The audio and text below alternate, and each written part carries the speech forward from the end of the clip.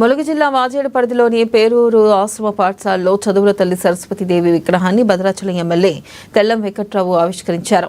ఇక కాంగ్రెస్ సీనియర్ నాయకులు గొడ్డే నాగేశ్వరరావు జ్ఞాపకార్థంగా ఆయన కుమారుడు గొడ్డే శరత్ సరస్వతీదేవి విగ్రహాన్ని బహుకరించి ప్రతిష్ఠించారు.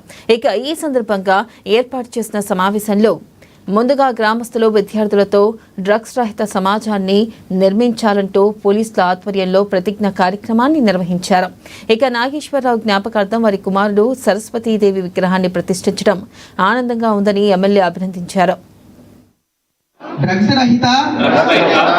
విద్యాభ్యాసం మొదలుపెట్టిన దాని నుంచే సరస్వతి చాలా మంది అయితే బాసర వెళ్తుంటారు. సరస్వతి టెంపుల్ దగ్గర బాసర వెళ్ళి అక్షరాభ్యాసం చేసి ఇక్కడికి వస్తూ ఉంటాం.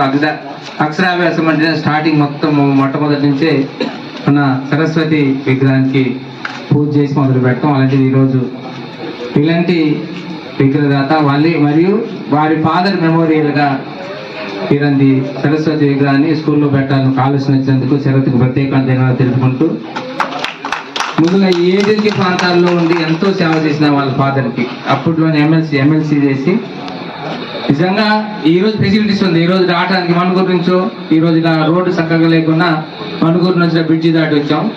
ఆ రోజుల్లో పెద్ద అడవులు, ఆ రోజుల్లోనే ఈ ప్రాంతాల నుండి ఈ ప్రాంతం నుంచి ఒక రాజకీయ నాయకులుగా ఈ ప్రాంత వాసులకి ఎంతో రాజకీయంగా అదేవిధంగా అనేక వాళ్ళకి అండదండలతో ఉండి ఆదివాసులు కానీ ఇతర కులస్తులు కూడా అందరి అభిమానులు